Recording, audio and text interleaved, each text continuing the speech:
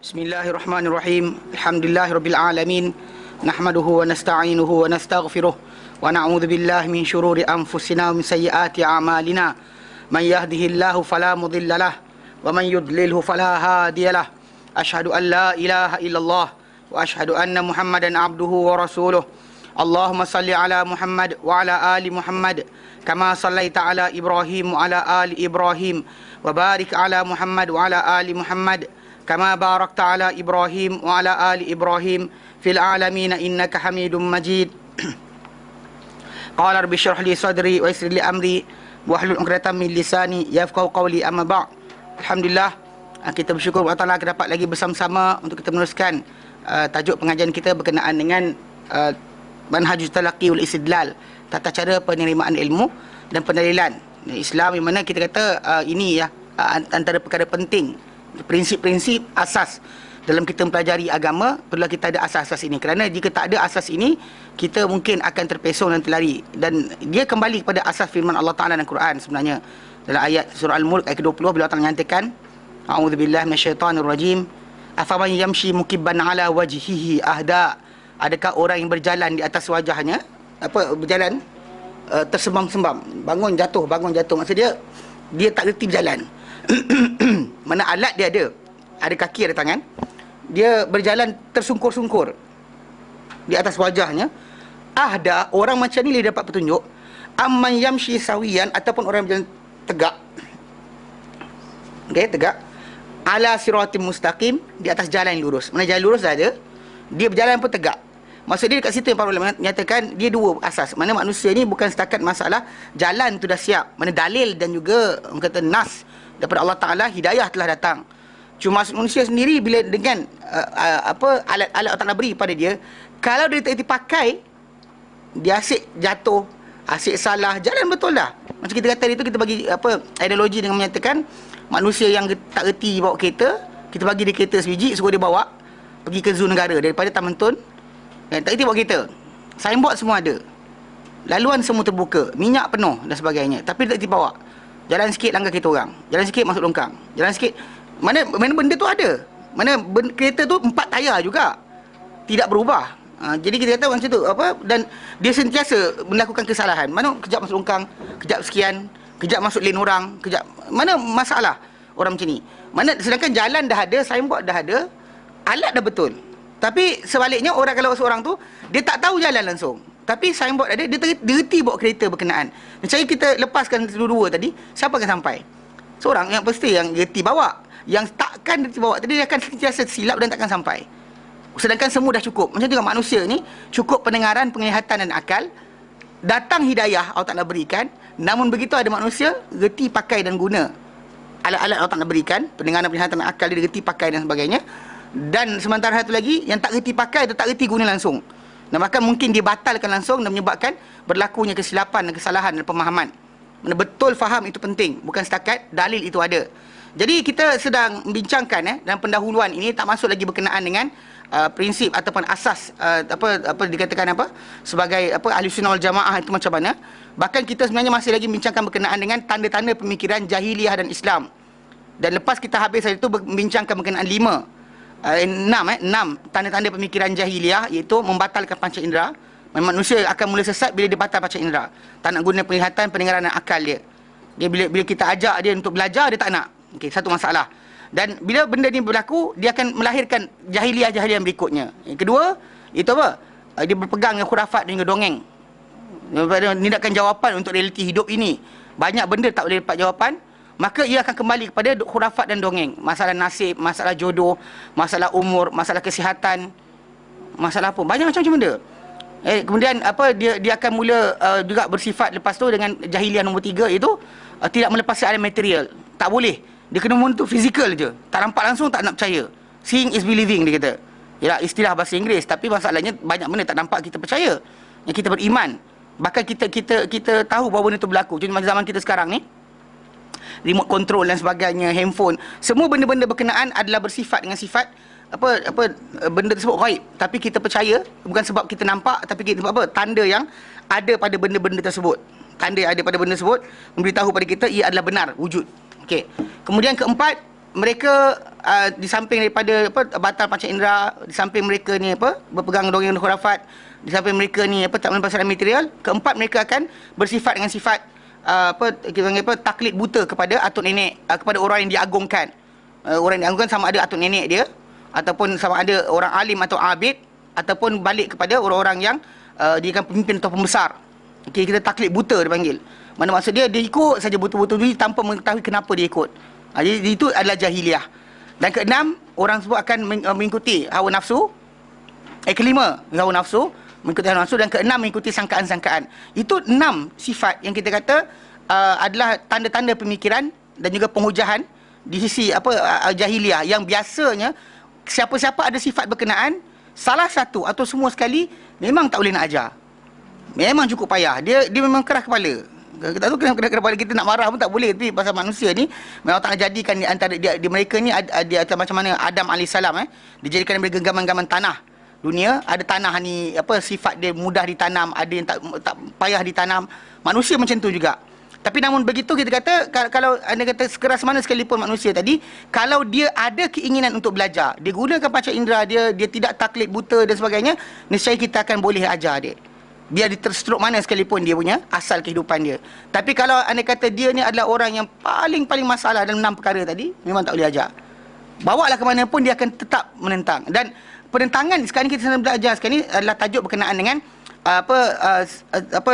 tindakan ataupun ciri-ciri sifat kata pendirian golongan musyrik atau orang-orang yang sesat ni terhadap hujah-hujah yang nyata. Mana dah nyata dah hujah, tapi kenapa mereka lawan juga? Itu di antaranya Allah Ta'ala terang dalam Quran Karim sifat-sifat mereka. Kenapa berlakunya penentangan? Sedangkan sepatutnya manusia ini rasional.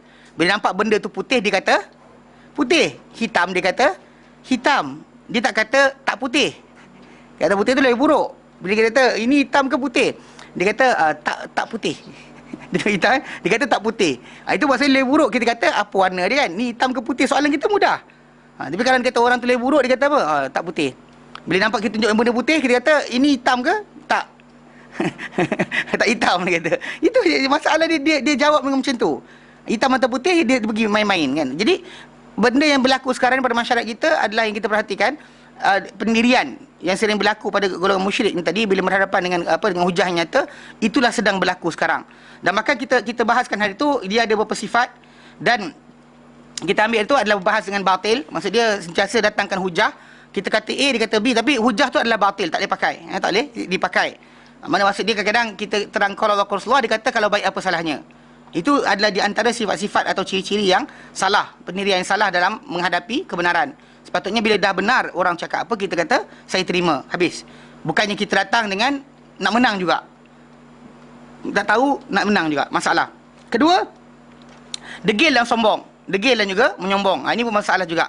Hatta iblis sendiri pun sebenarnya masuk neraka Allah Ta'ala dengan sebab ini. Dia adalah makhluk yang Allah Ta'ala beri kemuliaan, dapat duduk dengan para malaikat, berkawan dengan para malaikat, duduk dalam syurga dan sebagainya. Tetapi dikeluarkan oleh Allah Ta'ala daripada kemuliaan syurga, kemudian jatuh sampai ke neraka terus. Confirm dah. Tak ada dah persoalan untuk iblis ni, tak ada persoalan lain dah. Dengan punca dia satu benda, sombong dan juga berdegil. Kita kata dia keras kepala, dia tunjukkan dia keras dengan cara tadi dia tunjukkan. Mana sedangkan kalau ikutkan asasnya, kalau sikitnya iblis ini makhluk yang alim, tahu dia takkan buat macam tu. Pasal dia tahu, contoh macam ketika dia menyombong diri dia ke atas Adam alaihissalam. Dia sombong ke atas Adam dengan asas penciptaan, yang mana benda tu bukan di kawalan Adam, bukan usaha Adam, dan dia sendiri pun dapat kemuliaan jadi daripada api ikut sangkaan dia pun bukannya dia usahakan, Allah Ta'ala berikan. Jadi kenapa, apa hak dia untuk menyombong? Tak ada hak. Tapi nampak tak? Kerana apa? Kerana di kalangan dia, itulah para ulama menyatakan iblis ni abid. Dia ni adalah ahli ibadat di kalangan jin. Dia bukannya alim di kalangan jin. Dia ahli ibadat di kalangan jin. Kerana itu dia berdegil dan juga menyombong tanpa fikir banyak. Bahkan dia bila dia salah faham banyak, hatta bila dia sesat, dia tersalah tadi, dia tak nak repent. Dia tak nak mencapai keampunan Allah Subhanahu Wa Taala. Sedangkan keampunan Allah Ta'ala itu luas. Tapi dia tak nak repent langsung. Bahkan disalahkan Allah Ta'ala. Dia kata, Fabima aghwaytani, sebab kau sesatkan aku. Disalahkan Allah Ta'ala kerana dia sesat. Sedangkan apa? Ikutkan kita yang belajar. Setakat ni kita belajar, kita tahu bahawa manusia ni, dia mana keadaan sekalipun dia lahir, dia dalam keluarga mana, tak ada dosa pahala lagi. Choices yang dia buat, itu yang akan Allah Ta'ala persoalkan. Bukan masalah dia lahir anak siapa, warna kulit dia macam mana, bangsa apa keturunan dia, dia negeri mana dia lahir, dia membesar, kemudian apa ijazah dia dapat. Benda tak memberikan jaminan apa-apa. Tapi choices dia buat dengan benda berkenaan. Hatta kalau orang mati syahid sekalipun, dengan choices yang salah, niat yang salah, dia akan masuk neraka. Hatta orang yang hafal Quran sekalipun, kalau dengan choices yang salah untuk mendapatkan kehabuan dunia, nescaya dia akan masuk neraka. Macam kita kata dalam hadis Sahih Muslim itu, kita katakan, Nabi kata dalam hadis yang sahih, Nabi kata, man ta'allama ilman, barang siapa belajar tu ilmu, la yuta'allamu, yang ilmu tadi la yuta'allamu, tidak dipelajari illa liwajhillah, kecuali kerana wajah Allah. Fa ta'allamuhu, lalu dia belajar ilmu berkenaan, liyusibihi arada min dunya, supaya dia dapat capai dengan ilmu berkenaan satu habuan daripada dunia, dakhalan nar, dia akan masuk neraka. Dia akan masuk neraka. Sayyidina Aidan kata tidak akan dapat di bawah syurga. Sekalipun bawah syurga nanti daripada 70 tahun perjalanan akan didapati. Orang ni punya jauh, tak akan dia dapat apa bau syurga. Dalam jarak perjalanan 70 tahun, jauhnya daripada syurga. Bayangkan macam tu sekali. Mana maksud dia bila orang tu belajar agama belum lagi selamat. Maksud dia apa? Kenapa dia belajar? Untuk apa dia belajar? Choices dia belajar kenapa? Jadi secara asasnya dalam konteks ini, kita belajar dan kita dapati iblis silap lah. Nampak tak? Degil dan sombong tu tak boleh berlaku sebenarnya. Untuk seorang manusia tak boleh berlaku. Dan kemudian kita ambil yang ketiga, itu menentang kebenaran setelah zahir tanda-tandanya. Ni kita ambil dia kan? Dah ambil belum? Belum. Okey, baik. Yang ketiga, berkata pengarang buku kita Hafizahullah, semoga Allah pelihara beliau, hidup lagi pengarang ni. Ketiga, menentang kebenaran setelah zahir tanda-tandanya. Ini juga antara sifat yang kita kata, kalau kita kata tak rasional lah orang tersebut datang tanda kebenaran, tapi lawan juga. Kenapa kumpulan ni buat macam ni? Jadi kita kata, menentang kebenaran setelah zahir tanda-tandanya. Allah Ta'ala nyatakan, Allah Ta'ala firman dalam Al-Quran Karim surah 6 ayat 14. A'udzubillahi minasyaitonirrajim. Wajahadu biha wastaiqanatha anfusuhum zulman wa 'uluwa. Fanzur kaifa kana akibatul mufsidin. Wajahadu biha, dan mereka menentang terhadap bukti ini. Ayat ni turun kepada Firaun dan juga kumpulan dia. Ini kisah ni, kalau kita baca ayat sebelum dia kisah Firaun dengan Musa alaihissalam. Dan Allah Ta'ala kata apa? Wajahadu biha, dan mereka menentang terhadapnya, terhadap tanda berkenaan, terhadap tanda yang Musa bawa. Maksud dia, actually memang kita kata dari segi asasnya Firaun ketika dilawan Musa alaihissalam, dia tak ada alasan sebenarnya. Kalau kita kata apa yang Musa alaihissalam buat tu tadi, sebelum diajak Musa lawan kontes dengan ahli sihir dia dah tahu dah benda tu bukan daripada sihir sebenarnya. Dia tahu benda berkenaan, dia tak boleh kontes, tapi dia lawan juga. Dan lepas lawan ahli sihir dia sujud kepada Musa dan juga mengisytiharkan iman kepada Allah Subhanahu Wa Taala. Lagi dia marah. Dia sebenarnya tak ada alasan. Dan ketika Musa AS berada di Mesir dan tempoh yang panjang tu, sementara sebelum keluar melintas Laut Merah, bawa lari kaum dia, dan tempoh berkenaan kita kata Allah Ta'ala berikan macam-macam. Belalang, katak, kutu, darah, kemarau. Ini berlaku. Mana orang Mesir ketika tu ditimpa musibah satu persatu. Tiap kali mana mereka kena benda berkenaan, jumpa Musa, wahai Musa, minta Tuhan kau hilangkan benda ni. Musa doa, hilang, diorang kufur balik. Kemudian kena sekali lagi, mana satu persatu, one by one sebenarnya. Mana tempoh yang panjang. Ni depan mata mereka nampak benda berkenaan. Mana bila sampai kita darah tu, disebut darah kan, kutu. Mana bila sebut time kutu tadi, semua tempat ada kutu. Kumal ni, pijat, tak ada tempat. Ya, kita kat Malaysia tak ada. Kalau dia kata dia cerita kat Yaman dan sebagainya kan, dia punya musim, kalau datang musim tu tidur tu, dia meluk lompat. Dia kecil kan, dia lompat tau, dia pijat tu. Ini hitam, tekan sekali tak mati, kena tangkap, pijak tu baru dia mati. Itu seekor. Bayangkan dekat selimut tebal tu, bersepah dalam tu. Kalau dia kena sekali tu memang bengkak lah. Kalau siapa kulit sensitif memang bengkak, menggaruk je kerja. Memang tak boleh tidur dengan sedap. Nak cari solution dia mudah je. Ambil jemur lah. Ambil kain tu jemur kat luar. Nanti dia hilang lah. Tapi kita kata yelah, sanggup tak sanggup lah. Satu. Itu orang kena di Mesir. Kemudian Musa doakan, hilang. Kemudian katak. Buka mana semua katak. Buka sini katak. Semua katak. Buka periuk katak. Semua katak. Kan? Buka semua bekas semua katak. So last kali minta doa Musa. Musa doakan, hilang. Belalang. Datang belalang, pergi serang tanaman dan sebagainya. Semua belalang punya banyak. Lepas tu Musa doakan, hilang. Kemudian Darah. Ini darah ni yang disebut oleh ahli tafsir kerana benda ni dalam tajuk ni cara benda berkenaan berlaku, kita tak ada refer sikit lah.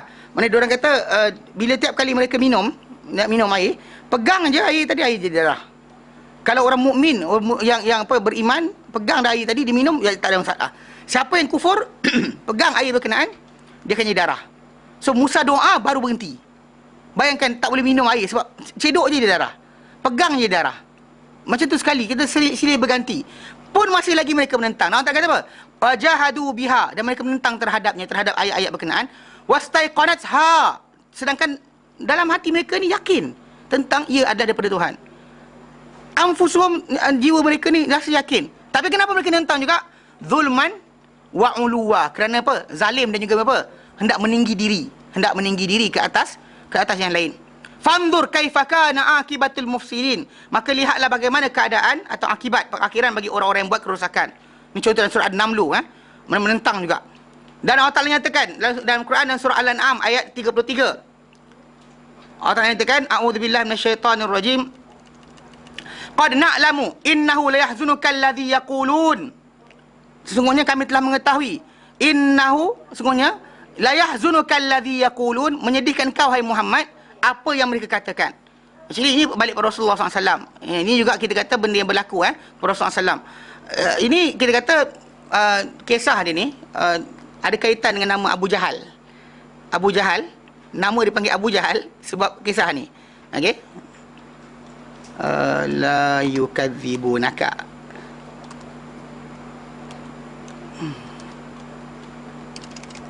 Inna la nukadzibuk. Dia kata-kata Abu Jahal, dikatakan Abu Jahal sebab antaranya sebab kisah ni. Contoh dalam hadis Sunan Tirmizi takhrij. Oh ya ke? Pula. Okey ada. Sungguh kena tak ingat. Hadis free baik. Dalam hadis Sunan Tirmizi hadis nombor 3064. Okey. Daripada Ka'ab bin Ali, daripada Najih bin Ibnu Ka'ab, daripada Ali bin Abi Talib, anna Abu Jahlin, bahawa Abu Jahal qala lin Nabi, dia berkata pada Nabi SAW, inna la nukadzibuk, kami tak dustakan kau. Actually kami percaya kau ni betul, baik, bagus. Actually pasal Nabi SAW tak pernah berbohong walau sekali, not even once. Kita ni kadang-kadang kena tipu kan, kadang ada mesti kata tak tipu. Nabi tak pernah berbohong walau sekali pun, not even once. Pasal actually benda ni kita perhatikan dalam contoh macam ketika Nabi SAW mula berdakwah. Itu disebut dalam hadis Bukhari Muslim. Bila Allah turunkan Al-Quran, anzir ashiratakal aqrabin, dan beri peringatan hai Muhammad kepada kaum kerabatmu yang hampir. Baginda SAW ketika terima ayat berkenaan, baginda naik atas bukit Safa dan baginda berseru, ya sabahah, ya sabahah. Kemudian bila Nabi seru orang ramai dengan lafaz berkenaan, orang ramai berkumpul, dan memang ahli orang Quraisy, kabilah Quraisy tu kesemuanya adalah keluarga Nabi yang hampir, yang rapat. Mana cuma mungkin dia atuk mereka ni adik-beradik, mungkin onyang mereka adik-beradik dan sebagainya. So mereka semua Quraisy. Dia balik pada Qusay bin Kilab, dia punya keturunan kan, semua sekali mereka adalah Quraisy. Dan mereka ni kita kata keluarga Rasulullah SAW ni, kita kata bila Nabi naik atas bukit Safa dan seru mereka datang. Dan cara mereka dipanggil ya sabahah lah, tapi kita kata zaman kita mungkin orang kampung kita panggil itulah. Nabi panggil mereka datang. Bila mereka datang, Nabi pun kata pada mereka, Nabi kata, kalau aku kata pada kamu, Nabi kata, bahawa belakang bukit ini ada tentera musuh nak menyerang kamu besok pagi akan serang kamu, apa kamu rasakan? Apa pendapat kamu? Tahu dia jawab apa? Dia kata, ma jarrabna alaika kadiban, kami tak pernah test engkau bohong walau sekali pun, dia kata. Bila diorang cakap macam tu, Nabi pun kata, fa inni nadhirul lakum baina da'adzabin syadid, kalau macam tu aku ni adalah pemberi peringatan kepada kamu sebelum datang azab yang pedih, azab yang keras daripada Allah Subhanahu Wa Taala. Lalu ketika tu diorang semua tolak. Dan macam tu juga Abu Jahal, bila dia bercakap dengan Rasulullah SAW dia dalam tajuk ni dia kata apa? Inna la nukadzibuk, kami tak dustakan kau kami percaya. Walakin tapi nukadzibu ma ji'ta bihi, kami tak percaya benda kau bawa. Engkau betul dipercayai, trust. You are the most, orang kata apa, amin, sadiq, Nabi SAW tak pernah berbohong walau sekali, jujur. Jadi dia kata apa pada Rasulullah SAW? Kami percaya engkau, benda kau bawa tu bohong. Engkau tak tipu, engkau betul. Tapi benda kau bawa tu tipu. tu daripada Abu Jahal, Abul Hakam dipanggil Abu Jahal. Pasal dia cakap kontradik dalam satu masa tu dua-dua benda tak betul. Kalau dia kata percaya, percaya. Kalau tak percaya, tak percaya. Sekali Rasulullah SAW kata aku utusan Allah Taala. Bila dia tak nak percaya Rasulullah, cakap tak percaya.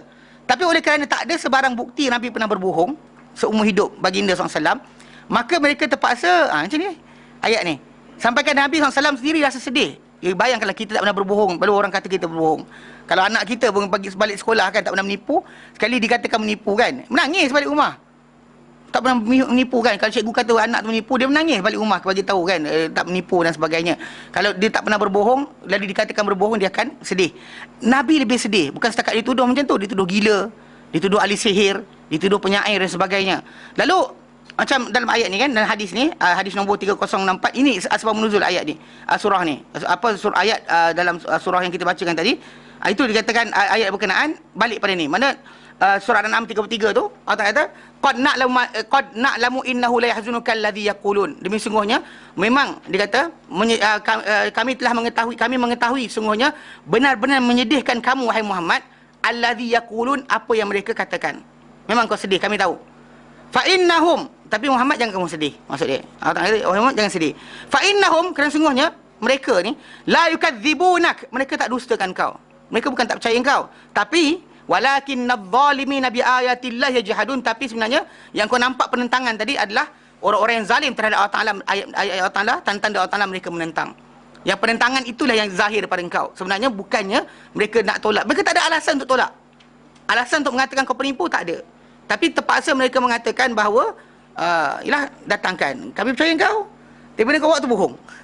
Kan? Itu jadi kontradik. Engkau betul tak pernah menipu, tapi benda kau bawa tu tipu.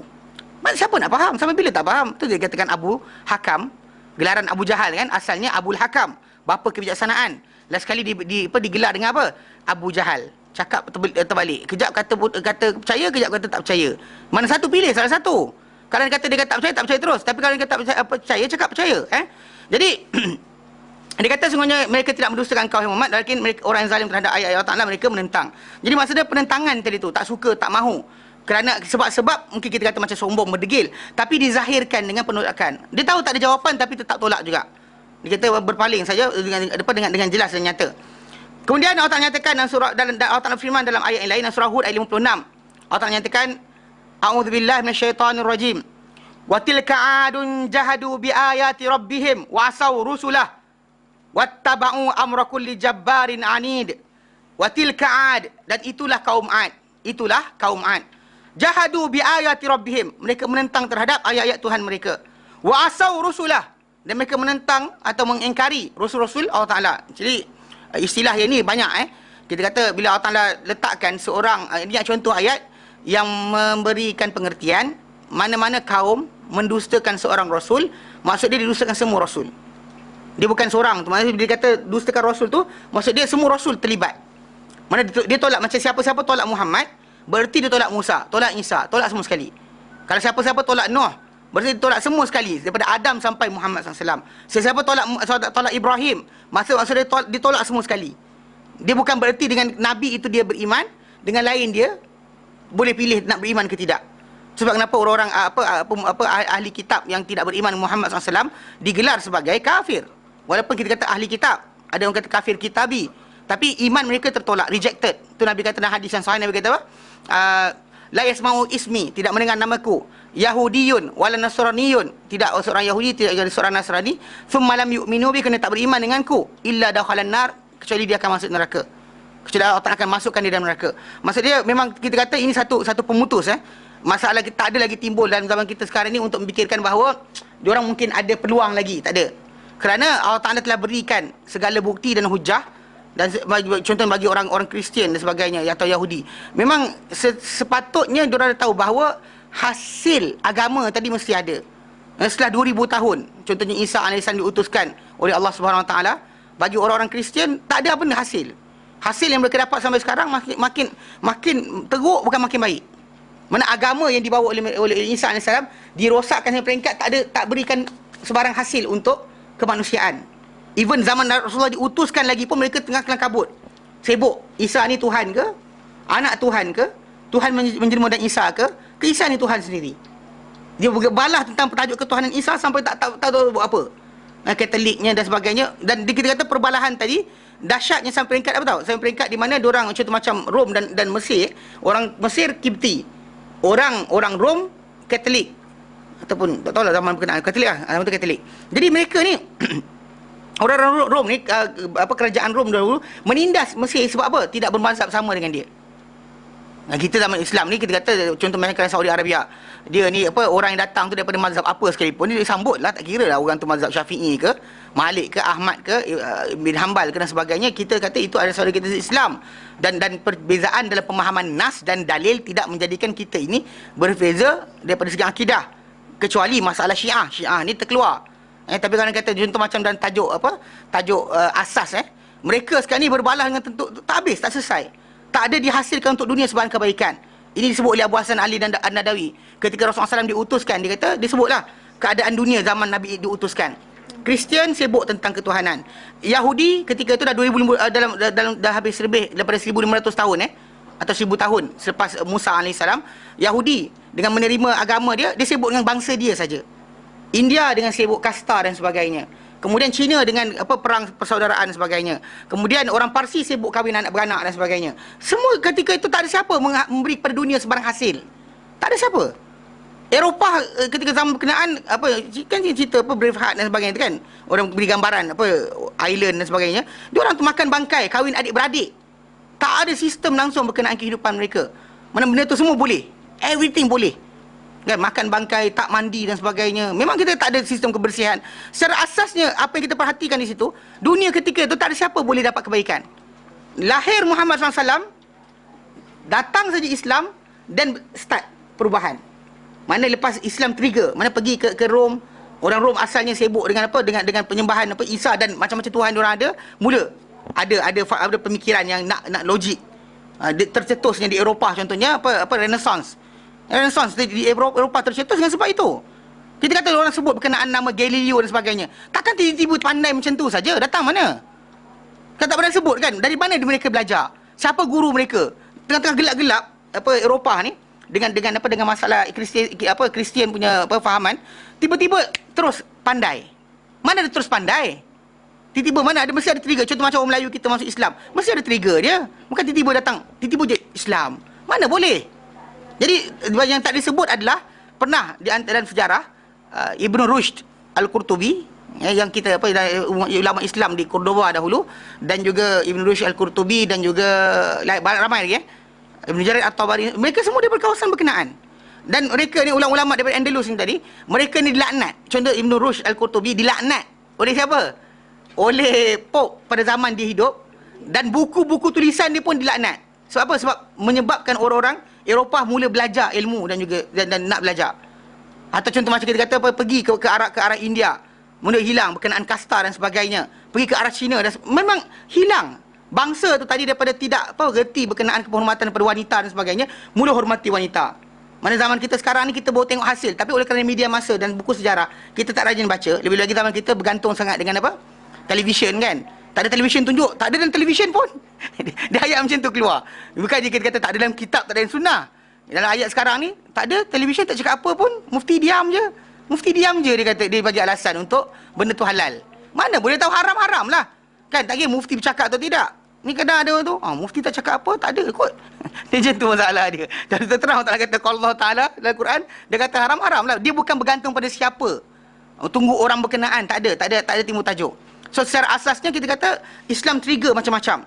Secara kalau kita ikutkan apa benda yang berlaku sekarang ni pada mana-mana bangsa dunia ni kan, mula terfikir untuk ini, untuk itu dan sebagainya. Kan zaman feudal dahulu di Eropah, nak hilang benda berkenaan dengan hilangnya apa?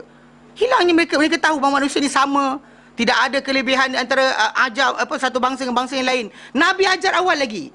Kita baru nak kenal. Tapi bila kenal tu kita tengok perhambaan tak bagus. Kita ni sama, tak kira bangsa apa. Tak adalah darah raja dan sebagainya atau tidak. Benda tu mula hilang sebab apa? Sebab kita mula baca sekarang ni. Tapi sebenarnya Islam lama dah ajar hilangkan benda berkenaan. Tak ada nobility. Mana manusia ni mulia dengan takwa, bukannya dengan dengan darah dia siapa, bapa dia siapa dan sebagainya. Tak memiliki kesan apa-apa. Bahkan di sisi Allah Ta'ala tak menyelamatkan dia. Hatta para anak para anbiya pun ada masuk neraka. Anak beranak para anbiya. Ada bapa para anbiya masuk neraka, macam Ibrahim alaihissalam. Ada anak para anbiya yang dijajah dalam Quran kata dah masuk neraka, contoh macam anak Nabi Nuh alaihissalam. Ada isteri para anbiya macam tu juga. Secara asasnya bukan penyelamatan. Orang tu dia connection dia dengan siapa akan menyelamatkan, tak sekali-kali. Secara asasnya Islam mengajarkan kita apa? Semua manusia kena beramal. Semua manusia kena struggle, kena buat effort untuk capai syurga dan juga dapatkan redaan Allah Taala, tidak hanya dengan bergantung dengan apa? Nasab keturunan dia. Nampak? Kita kata perhatikan kat sini, semua manusia adalah sama. Tak kira dia ni siapa saja. Secara asasnya benda-benda macam ni, kita tak asas-asas dalam apa? Hak asasi manusia dan sebagainya. Benda ini di-trigger oleh Islam. Eropah tak pernah tahu, tamadun Mesir tak pernah tahu, tamadun Cina tak pernah tahu, tamadun India tak pernah tahu, orang-orang Kristian tak pernah tahu, orang-orang Yahudi tak pernah tahu, tapi Islam datang bawa benda berkenaan. Buddhism contohnya kat dunia pun buat je kerja juga. Duk diam aja. Tak tahu buat apa, bawa bangkok pergi sekian-sekian kan, tinggalkan dunia semua sekali. Kalau semua manusia jadi Buddha, siapa nak beranak? Dan semua tak nak kahwin? Contohnya lah, tak logik langsung lah. Kalau semua nak mengejar apa enlightenment kan? Enlightenment. Macam mana? Enlightenment? Kan? Mana-mana dia ke enlightenment. Kalau semua kejar enlightenment, siapa nak kahwin soalan?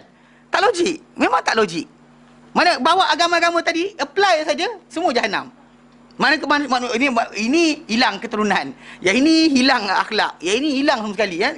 Bawa Parsi punya fahaman, semua boleh kahwin. Bapa kahwin anak boleh, anak kahwin mak boleh, adik-beradik kahwin adik-beradik. Seriously kan? Sampai apa jadi? Kan keturunan manusia ni. Secara asasnya bawa mana-mana fahaman tadi apply pada seluruh alam, semua jahanam. Kecuali bila Islam dah trigger bawa boleh kelam kabut. Oh ni tak boleh. Oh ini tak boleh. Dia jadi ada satu istilah yang besar. Mana boleh dikatakan peraturan dunia ni diambil daripada situ. Secara asasnya kita kata penentangan yang dibuat oleh bangsa-bangsa apa dia kata contoh macam Ad dia bila menolak satu rasul, mana tolak semua. Tolak semua. Kita jangan kata benda tolak seorang. Bila orang tu kata tak nak Muhammad, maknanya maksudnya dia tak percaya dengan Musa, tak percaya dengan Isa, tak percaya dengan semua sekali. Pasal Musa dan Isa telah datangkan dengan fahaman berkenaan. Terangkan ke bahawa akan datang Rasul yang baru yang akan bawa agama tersebut. Dan bahkan silih berganti. Mereka faham bahawa setiap kali mana rosak bangsa akan datang utusan yang baru. Lepas Muhammad SAW tak ada bangsa, tak ada Rasul lain dah. Habis. Any cult ataupun kumpulan ataupun jemaah atau apa, semua buat benda tu minoriti. Dalam kumpulan dia sahaja. Kan? Contoh apalah tindakan gerakan ada kat dunia ni. Kan? Keuangan ke, dinar dirham ke, dia semua kultus kecil. Satu set kumpulan kecil yang dia buat kerja kat dia je, tapi tak beri nafhak pada dunia pun. Apa-apa yang datang lepas daripada Muhammad SAW, tak ada Rasul yang baru. Semua mengaku Rasul penipu belaka. Kan? Datang ni penipu, datang sini penipu, semua penipu. Datang dengan kita kata benda tak memberikan kesan apa-apa kepada dunia. Secara asasnya itu sebab kenapa bila orang-orang bukan Islam ni pun menulis tentang orang yang paling berpengaruh dalam sejarah, dia terpaksa letak Muhammad nombor satu. Bukan di atas dasar terpaksa, tapi kerana apa? Kerana apa sumbangan diberikan oleh Islam kepada dunia, atas dasar dia panggil apa? Berlaku adil, dia tulis Muhammad nombor satu. Sebab dari segi apa saja kita buat sekarang ni, semua akan refer pada Islam. Cuma orang yang tak belajar saja akan, ya ke? Dia kan, ya ke? Kan, ya ke? Dia akan kata. Macam tu kita kata berkenaan arak. Saya sebut bukan arak. Arak pernah cuba diharamkan oleh Amerika Syarikat. Negara yang berkuasa besar dunia, Amerika Syarikat pernah cuba haramkan arak. Haramkan arak, prohibition. Zaman prohibition dalam filem ditunjukkan prohibition tu zaman Al Capone yang diorang main tembak lah, ada arak seluduk lah dan sebagainya. Diorang zaman berkenaan selama 12 tahun 12 tahun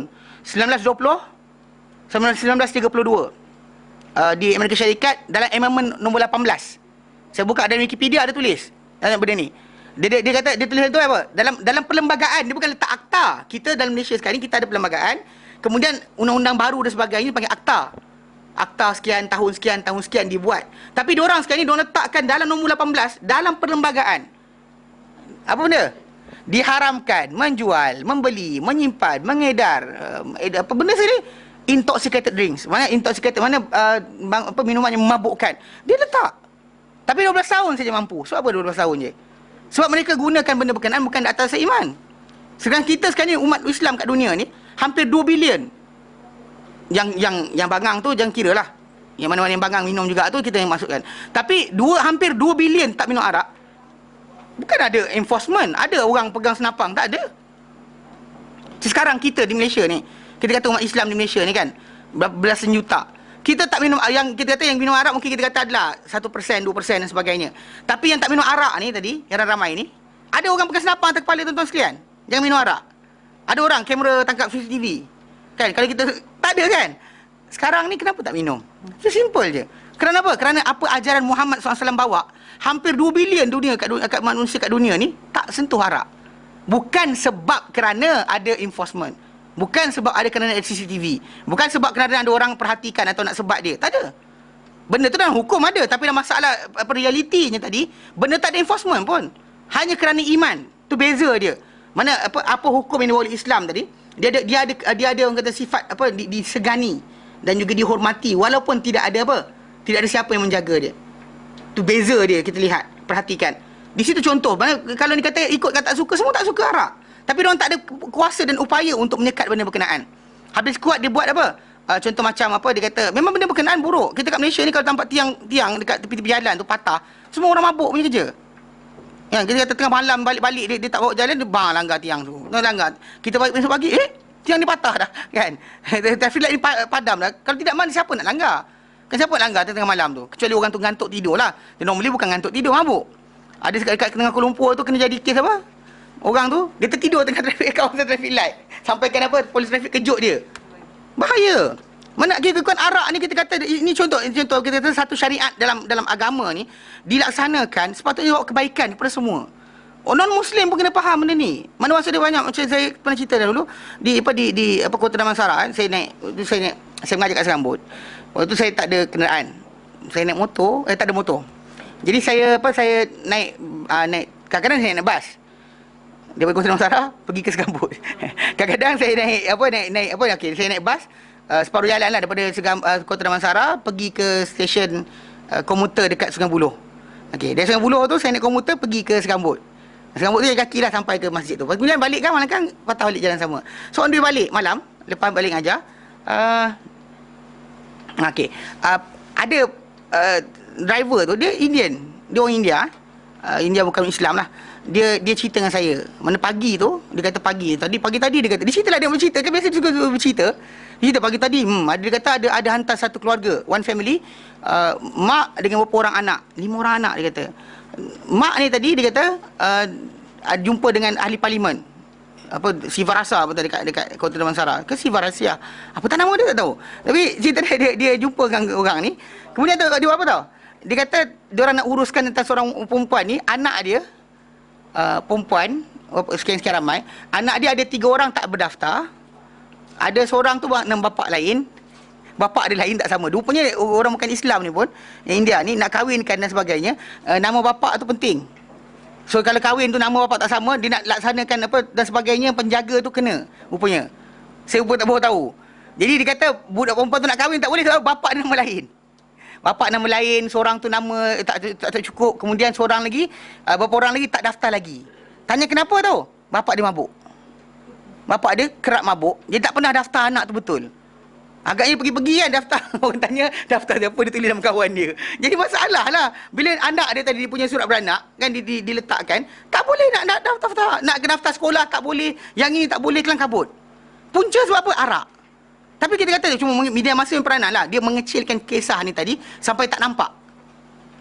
Kisah ni tiap-tiap hari berlaku. Banyak benda ni berlaku. Jadi kita kata sembang macam tu, dia pun faham bahawa tak elok. Mana mabuk tadi menyebabkan apa? Masalah keluarga, masalah yang bunuh-bunuhan pun ada. Satu kes selalu satu keluarga, satu family. Mabuk, minum arak sebagainya. Mana berbunuh-bunuhan. Mati. Mana satu keluarga dekat satu sink, dia satu keluarga sink tu memang mati.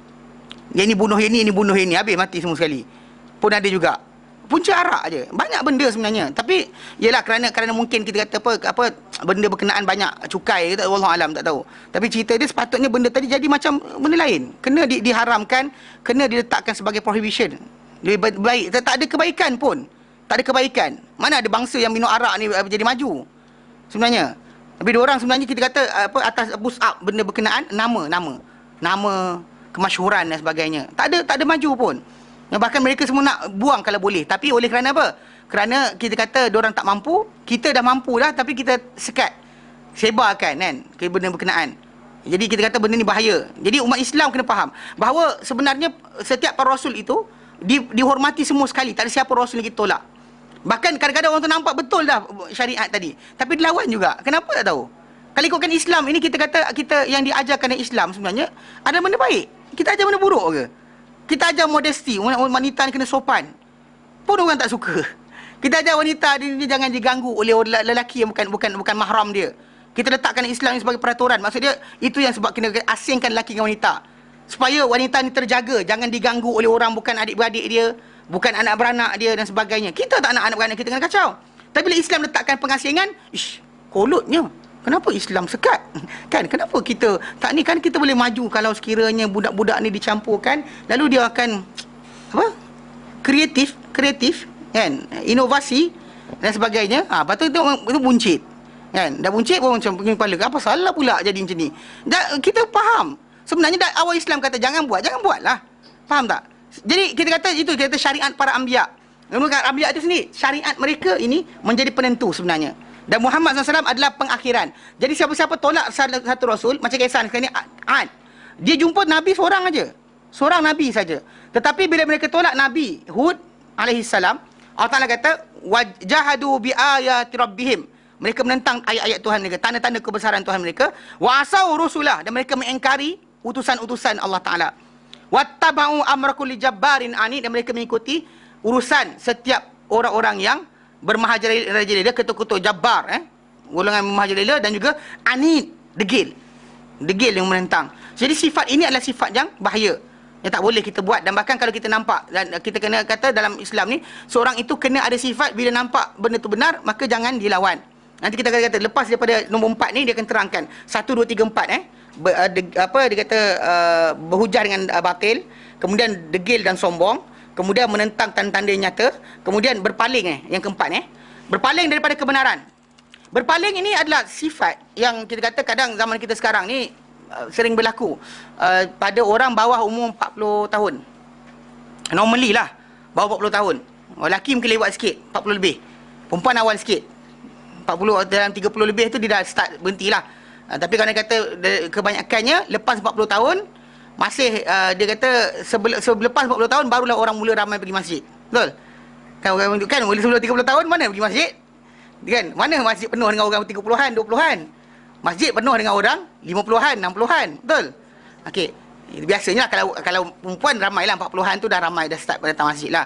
Anyway, kita kata benda ni dipanggil sifat berpaling. Mana datang benda berkenaan, awal-awal lagi lari.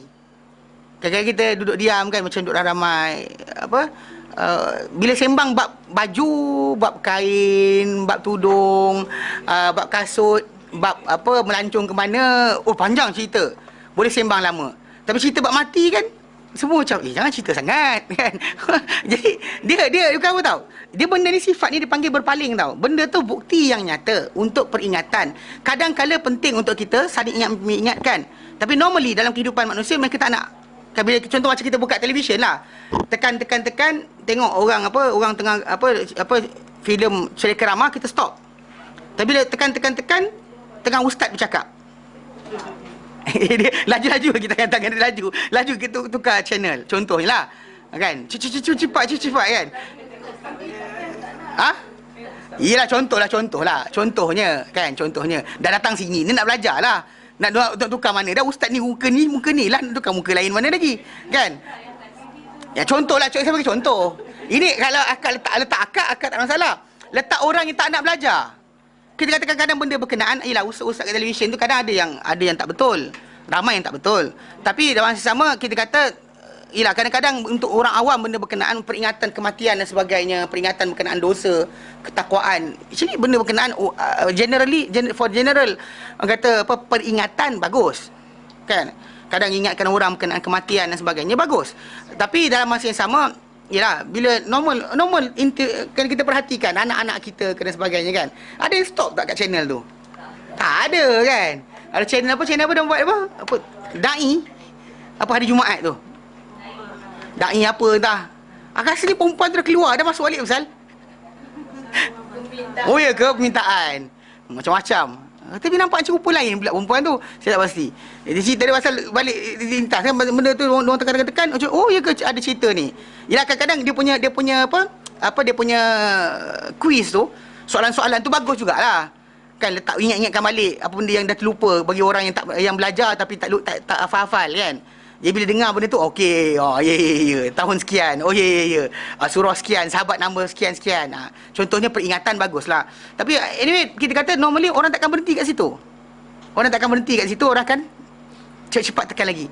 Ada filem dia cepat. Lepas tu kan ada benda kan.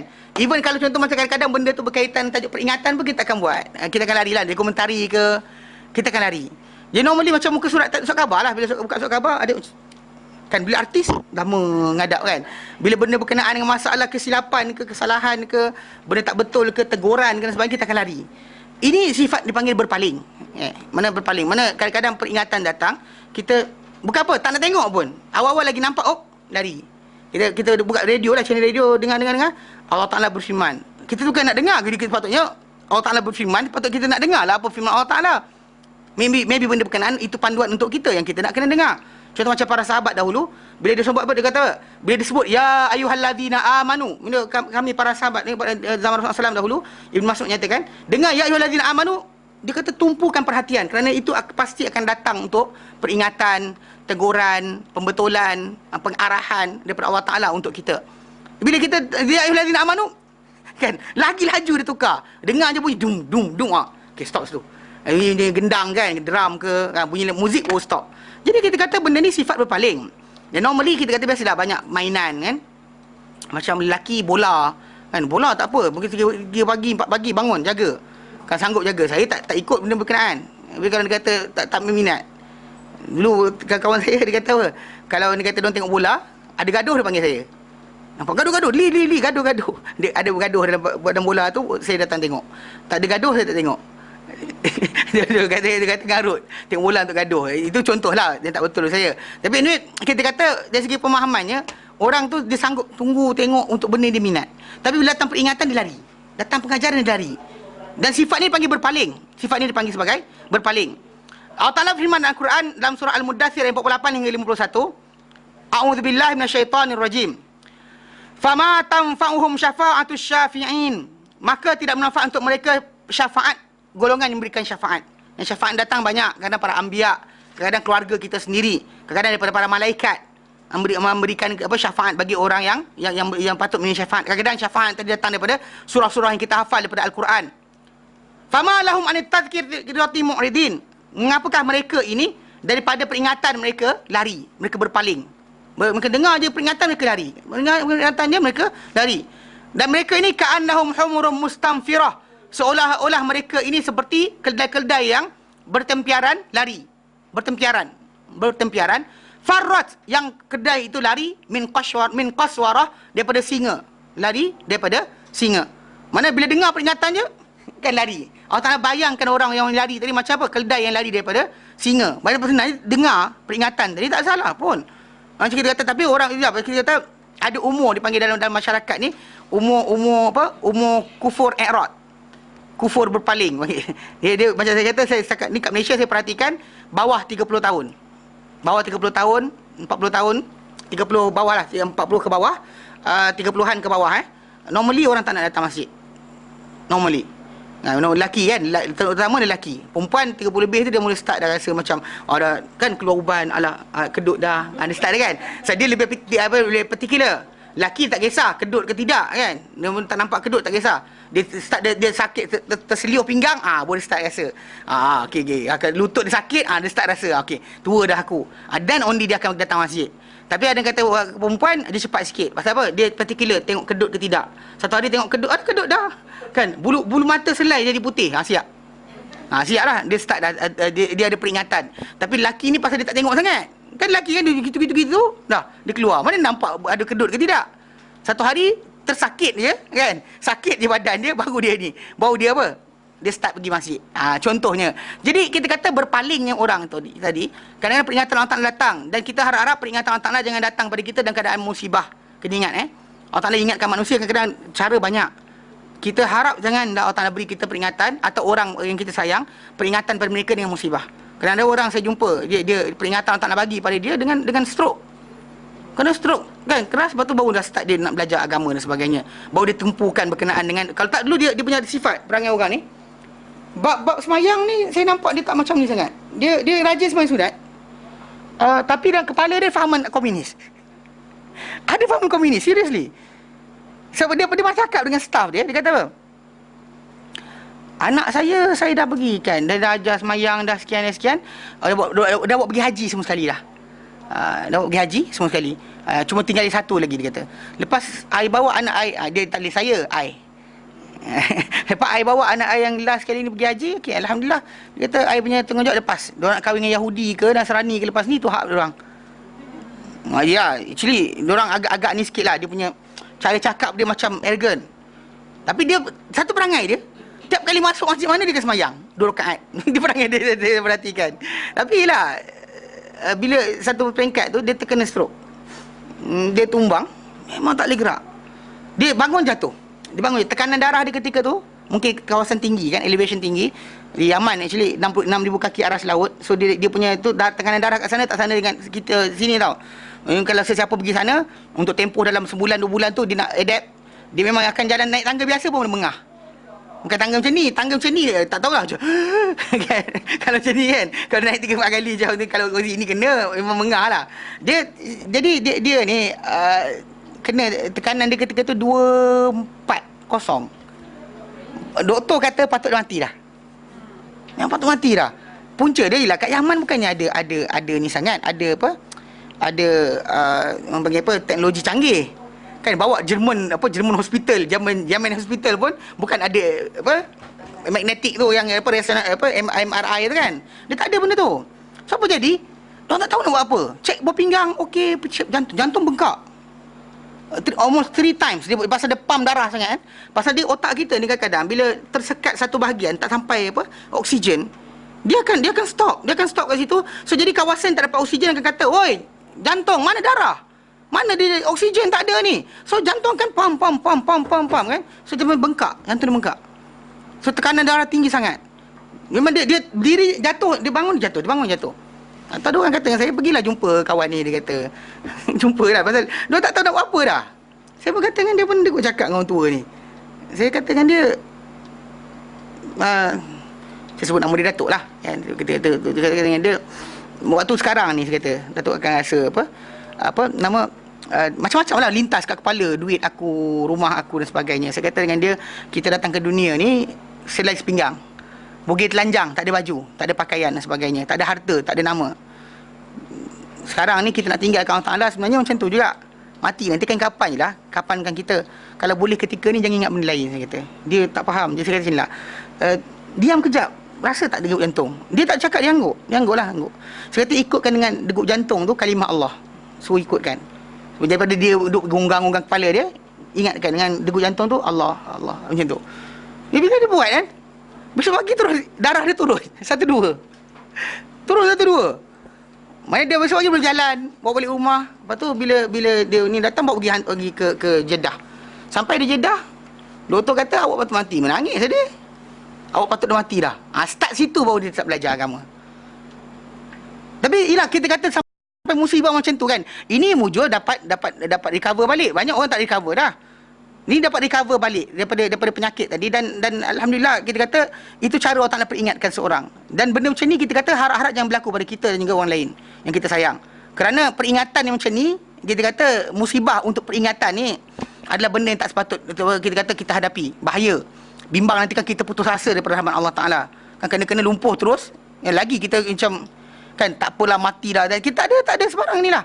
Tapi kita kata kerana peringatan tadi datang, kita orang-orang kadang-kadang ada orang tu peringatan tu datang dengan penyakit. Ada yang datang dengan musibah, ada aksiden, ada yang macam-macam. Ini kita kata contoh dia. Jadi kalau kita kata peringatan tadi datang, kita datang benda tadi sepatutnya jangan kita berpaling. Maksudnya Allah Taala beri banyak dah. Kan datang tengok kedut dah, kan? Datang tengok rasa boleh sepanjang malam jaga, tak ada masalah. Sekarang ni pukul 9 je dah ngantuk. Bukan pukul 9 je dah ngantuk. Peliknya dulu kan sampai pukul 12 pun tak ada masalah. Pukul 1 pun cergas lagi. Pukul 3 boleh telefon McDonald lagi. Kan? Sekarang ni pukul 9 dah kan? Jadi okey. Bila datang benda macam tu, itu dah peringatan sebenarnya.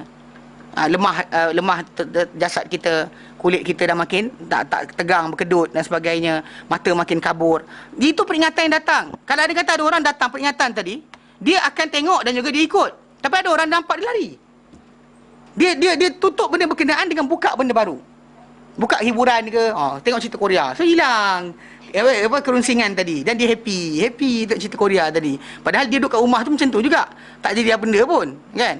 Tapi kita kata kisah tu tadi manusia ni kadang-kadang suka berpaling. Jadi Allah Taala nyatakan benda macam ni, orang-orang macam ni kita betul bahaya, ya. Dan juga wa in yarau, Allah Taala nyatakan ayat lain, surah Qamar ayat 2, wa in yarau ayatan yu'ridu wa yakulu sihrun mustamir. Dan jika mereka melihat sebarang tanda, mereka akan berpaling dan mereka berkata sihir yang berterusan. Ini bila pemulihan bulan berlaku, dia nampak, dia kata ini sihir gitu. Mereka tak nak terima kebenaran tadi sebagai kebenaran. Mereka cabar Rasulullah SAW. Dia bila tunjukkan benda berkenaan, maka mereka berpaling. Dan itu contoh-contoh yang lain. Allah Ta'ala berikan tanda kepada kita, maka bila datang peringatan tadi, jangan kita lari, jangan kita berpaling. Dan hasil, dia kata daripada 4 perkara tadi. Itu apa? Pertama tadi berkenaan dengan berhujah dengan batil. Kedua, degil dan juga sombong. Ketiga, menentang tanda-tanda yang nyata daripada kebenaran. Keempat, berpaling daripada kebenaran. Ini menentang satu, berpaling, tak nak tengok langsung. Tak nak tengok. Alasan dia tak tahu lagi bagus. Ada orang dia kata tak tahu lagi bagus tak? Dia kata kalau tahu lagi teruk. tak tahu pun kena juga. Kita tak ada alasan kerana dalam Islam ni anda tak diberikan sebarang excuse dengan menyatakan bahawa kita tak tahu jadi Allah tak kenakan kita. Tak, kita akan kena. Bahkan macam kita balik pada tanda jahiliah nombor 1, orang-orang masuk neraka bila ditanya oleh para malaikat kenapa masuk neraka, dia jawab apa?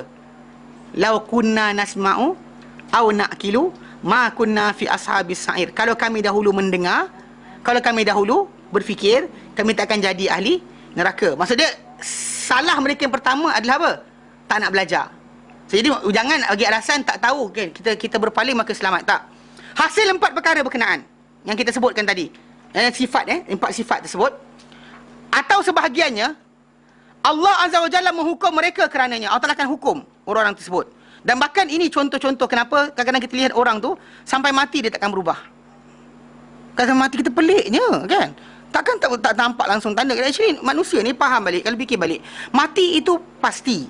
Mati itu pasti. Tapi kita kira peringatan atau beringatnya manusia tadi kepada kematian tadi tu cukup jarang. Kenapa? Sebab ni tadi. Dia kata apa? Allah Ta'ala hukum mereka kerananya dengan apa? Mengalihkan hati-hati mereka daripada kebenaran. Hati mereka akan teralih langsung dari kebenaran, tak nampak kebenaran langsung. Sebagai balasan yang setimpal. Sebagai balasan yang setimpal. Dia, Tabaraka wa Ta'ala berfirman. Allah Ta'ala nyatakan surah Saf ayat ke-5. Falamma zaghu azaghallahu qulubahum. Maka apabila mereka menyeleweng, menyimpang, bengkok, azaghallahu qulubahum, Allah Ta'ala selewengkan, bengkokkan hati mereka. Wallahu la yahdil qaumal fasikin, dan Allah Ta'ala tidak akan beri hidayah pada kaum yang fasik. Sebenarnya biasa kalau orang tersesat, bukanlah dia tersesat sebab Allah Ta'ala paksa dia. Tapi sebenarnya apa? Dia degil sekali, menentang sekali, dan Allah Ta'ala akan matikan hati dia langsung. Itu sebab kenapa sifat-sifat yang 4 tu, berhujah dengan batil. Tahu dah salah, lawan juga. Jangan lawan. Jangan kita hujah dengan batil. Tahu dah hujah kita salah. Tak boleh lawan. Kita kalau Rasulullah takkan kita gunakan kalau baik apa salahnya. It's actually nonsense. Zaman kita sekarang ni bila ada orang pakai juga. Kalau baik apa salahnya. Tapi Imam Masjid Negara tak buat pun ayat macam tu keluar. Kita baca qala Allah qala Rasulullah, tapi Imam Masjid Negara, tapi kan dia gunakan macam tu. Sejak bila Imam Masjid Negara jadi nombor 5 dalam Islam? Kan Quran, Sunnah, Ijma' Qiyas nombor 5 Imam Masjid Negara. Atau nombor 5 Ustaz Adli. Atau nombor 5 Ustaz Kariman. Jangan sekali-sekali buat macam ni. Ada orang saya perhatikan ada suka perangai macam tu. Dia macam mainkan benda-benda tadi macam alasan untuk berterusan dengan keadaan yang dia ada. State yang dia ada tadi salah, tapi dia kekal nak juga. Alasan kenapa saya tak faham. Tapi normally itulah hujah dengan batil. Kalau baik salahnya. Kemudian degil, sombong. Kan kadang-kadang separuh tu. Berapa lama dah belajar Islam. Kita kata bila Allah Ta'ala nyatakan berkenaan dengan pakaian cara Islam. Tapi saya tak faham kenapa tak nak ikut juga. Kita bukan paksa, memang kita tak paksa. Tapi saya perhatikan seolah macam ada separuh tu, dia orang macam, saya tahu mindset dia apa. Dia balik pada 4 ni tadi. Saya bimbang ada 4 ni tadi. Pasal dia ikutkan dari si konsep tadi. Saya pernah dengar ada orang terdatang jumpa saya. Dia kata, Ustaz, saya jumpa seorang perempuan ni, akak ni. Tapi dekat office dia, bukan kat sini. Akak tu kata apa? Tak, sungguh, kakak dekat ini betul-betul. Dia cakap dekat office dia, bukan dekat sini. Ini dia cakap yang tu. Dia kata kakak tu, dia kata dengan kawan-kawan, dia kata apa? You all, dia kata, asal bila ikut Islam ni, you jadi Arab. Kan kita ni Melayu, dia kata. So, pakailah cara Melayu. Kenapa nak kena ikut Arab? Dia cakap macam tu. Saya katakan dia, yalah, saya pakai tudung macam ni, Ustaz. Dia kata sepatutnya tudung selendang aja. Dia kata cakap macam tu. Dia cakap dengan kawan yang datang kelas kita. Tu saya gelak lah. Dia kata patutnya pakai tudung biasa, tudung style Melayu je, selendang lah macam tahun 60-an. Pakai kebaya ketat, lepas tu jalan macam tu. Saya gelak. Saya kata apa? Akak panggil dia, nyanyi pada dia lagu Kain Pelikat. Kan? Nyanyi Kain Pelikat. Sampai chorus nanti apa? Menjadi kain tudung kepala, ibu mengindung anaknya. Orang Melayu zaman dahulu, kain pelikat tu kelubung badan. Suruh dia bawa kereta pakai kain kelubung tu. Tengok apa jadi. Tak kepayah nanti nak selak. Kan? Nak tengok side mirror pun. Kan? Tengok kan? Tak payah.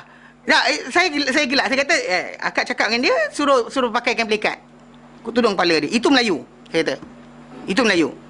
Kalau dia kata Islam, berikan, kita kata macam kita sekarang ni, labuhkan tudung kita atas belahan baju. Tapi saya perhatikan, saya gelak. Pasal apa? Dia kata kalau jadi Islam, jangan jadi Arab. Kerana alasan dia, ini pakai style Arab, dia kata, bukan style Melayu.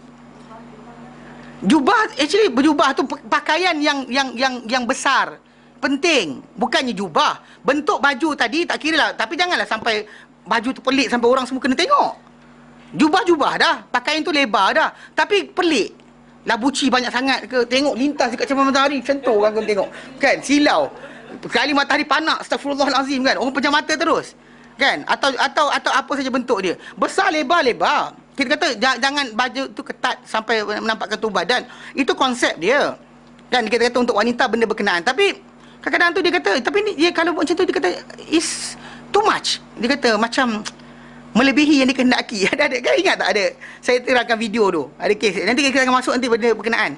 Bila pengarang buku belakang tu dia, Quraisy Shihab. Apa tu nama dia? Dia ada satu temu ramah. Nanti kita akan tayang video tu insya-Allah. Sebagai contoh penghujahan yang salah.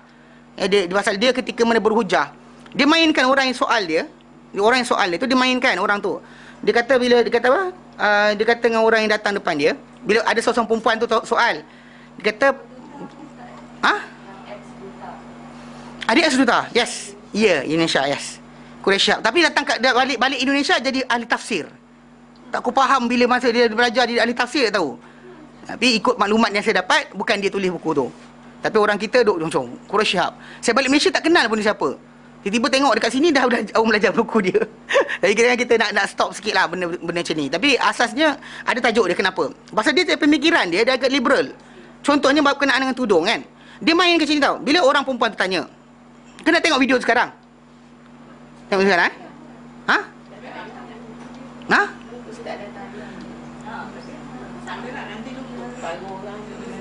Ya ke? Sekejap.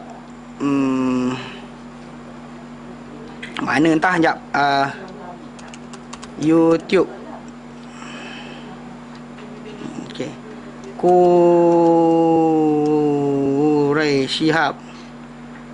Shihab. Kemudian tudung kot.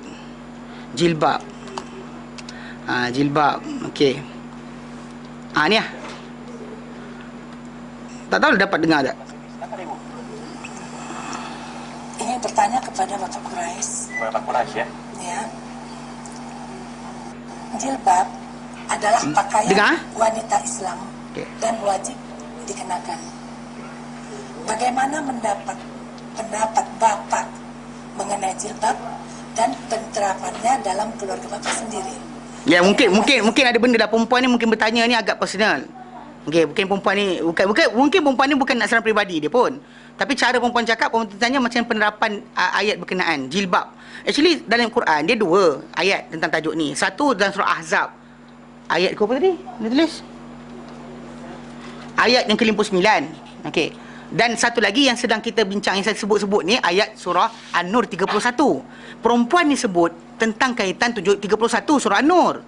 Tapi Quraisy Shihab, dia pergi refer perempuan ni, balikkan dengan lafaz biasa digunakan di Indonesia, jilbab. Tudung ni panggil jilbab. So last sekali dia pergi divert meaning yang sedang perempuan ditanyakan kepada ayat jilbab ni kain tau. Satu kain basah tutup seluruh badan. Macam orang apa Pakistan cadur dan sebagainya kan. Atau Afghanistan yang besar tu. Itu panggil jilbab. Okey. Adapun yang ini tudung tuan pakai ini panggil khimar. Kha mim alif ra, khimar, bukan himar. Himar kedai. Bukan dia kha. Khimar. Dia pasal khamara. Khamara maksud dia menutup, menudung. Bahkan khamrun, arak dipanggil khamrun sebab dia menutup akal. Dia tudung kepala orang tu daripada berfikir, tak nampak betul baik atau buruk. Sampai kan anak-anak dia boleh bunuh sendiri kan kerana khamara, tutup.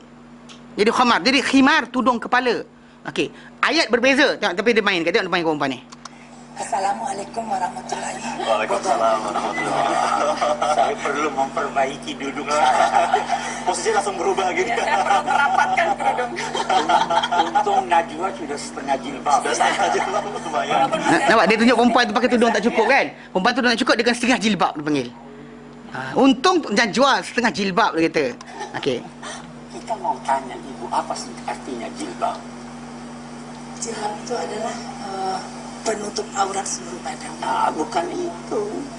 Termasuk kepala dan kepala. Justru kita baru mulai membahas apa itu jilbab, ulama sudah beda pendapat. Ada yang katakan kerudung, ada yang katakan baju lebar dan sebagainya. Terus saya mau tanya ibu sudah menutup aurat atau belum? Kalau saya rasa insya Allah dengan begini, sudah. saya rasa sudah. Oh, masih ada ulama yang berkata ibu belum menutup aurat, mestinya pakai cadar. Itu kan sudah beda pendapat. Ada juga ulama yang berkata yang penting itu memakai pakaian terhormat. Okey. Dia cakap itu kan pakaian terhormat. Siapa ulama tadi? Tak ada. Pasal penafsiran yang dibalik wawak sekarang ni, kalau ayat 59, itu pakaian yang kita, yang jilbab ni kain besar, tutup badan. Pasal orang wanita Islam ni keluar dan sebagainya untuk dibezakan antara hamba dengan orang-orang merdeka adalah dengan pakai pakaian tadi supaya mereka boleh keluar pergi tandas dan sebagainya, tak ada siapa kacau. Okey, itu satu benda. Yang disebut dalam surah An-Nur ayat 31 adalah berkaitan dengan taduk tudung kepala. Allah Taala menyatakan waqul lil mu'minat, dan katakanlah wahai Muhammad kepada wanita yang beriman, yaghdud min absarihin, dan mereka tundukkan pada mereka jangan pandang yang haram.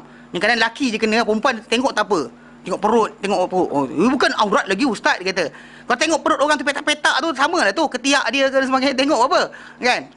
Yaghdud min absarihin, dan mereka tunduk pada mereka, wa yahfazna furujahun, dan mereka pelihara kehormatan mereka, itu kemaluan mereka, jangan mereka berikan atau nafsu mereka kepada yang haram. Wal yadrib wala yubdina zinatahunna illa ma zahara minha, dan mereka zahirkan perhiasan mereka, itu kecantikan mereka, illa kecuali ma zahara minha, apa yang nyata daripadanya, apa yang nyata daripadanya. Dan apa nyata dia, dua pendapat je. Satu, muka dengan ini daripada Ibnu Abbas. Satu lagi apa? Baju yang pakaian itulah yang zahir. Lepas tu wal yadribna bi khumurihinna ala juyubihin, dan mereka melabuhkan tudung kepala mereka ke atas belahan baju mereka. Labuhkan tudung kepala sampai menutupi belahan baju mereka. So dia tak ada, dia mainkan perempuan tu, dia kata belum lagi, ada lagi ulama mengatakan pakaian terhormat. Nak dia mainkan. Kalau ibu tanya bagaimana dalam keluarga saya, istri saya pakai jilbab, anak saya yang tertua pakai jilbab, atas kesadarannya, bukan karena saya perintah. Anak saya itu yang paling kecil itu yang di kedokteran, itu udah mau pakai jilbab, tapi saya bilang sadar. Saya beranggapan jilbab baik, tetapi jangan paksakan orang pakai jilbab, karena ada ulama yang berpendapat bahwa jilbab tidak wajib. Ada ulama yang berkata wajib menutup aurat. Peliknya pasal apa dalam hadis daripada Aisyah radhiyallahu anha, Aisyah kata apa? Aisyah kata rahimallahu nisa'al ansar, semua orang rahmati dan wanita ansar. Bila turun ayat tudung, ayat dabuhkan tudung kepala, tahu dah ambil kerat, dong kerat kemah, kain kemah yang kulit tu, dong kerat untuk buat tudung kepala. Datang dia kata, tak ada lagi dia kata. Ni permainan ni lah. Aurat diperselisihkan oleh aurat diperselisihkan lagi, dia kata. Itu yang pertama. Yang kedua yang perlu kita garis bawahi bahwa ini orang pakai jilbab sejak tahun berapa tuh ini? Okey. Orang yang jilbab pakai tahun berapa? Dia lupa ke berkenaan dengan masalah penjajah masuk negara dia? Orang Melayu kita mana pernah pakai macam sekarang kita sekarang pakai. Zaman dahulu kan, zaman yang agogo dan sebagainya tu kan. Atau zaman kain baju ketat kebaya tu kan, yang baju gitu-gitu jalan tu, mana dipakai orang Melayu kita? naik nak tengok orang banyak badan pemalu tunduk, tiba-tiba tak tunjuk punggung kat orang. Mana boleh? Tapi dia kata, tengok, tapi dia main kan. Dia kata apa? Kira 20 tahun, 30 tahun. 20 tahun, 30 tahun kemudian. Sebelum tu, soalan. Patah balik sebelum lagi tu. Sepatutnya dia kepikiran tu. Tapi dia pergi ambil lepas zaman penjajah. Kan? Macam adaptation zaman penjajah. Tengok. Inilah sebenarnya Islam. Macam tadi akak tu lah. You all of jadi Arab. Sepatutnya jadi Melayu. Saya katakan, dia kalau jadi Melayu semua, patah balik sebelum tu. Kain pelekat tu pakai tudung kepala. Jalan tengok majlis rasmi, apa jadi? Duduk diam kan. Tudung kepala. Baru kau tahu. Di Indonesia. Di Indonesia. Dah Dulu itu istrinya Buya Hamka pakai jilbab atau tidak? Okey, Quran, Sunnah, Ijma' Qiyas. Nombor 5, isteri Buya Hamka. Dia main ni, nampak cara dia main. Nombor 5 tu isteri kepada Hamka punya ni. Zaman tu memang kita kata ustazah balik daripada Mesir pun tak pakai tudung. Zaman tu.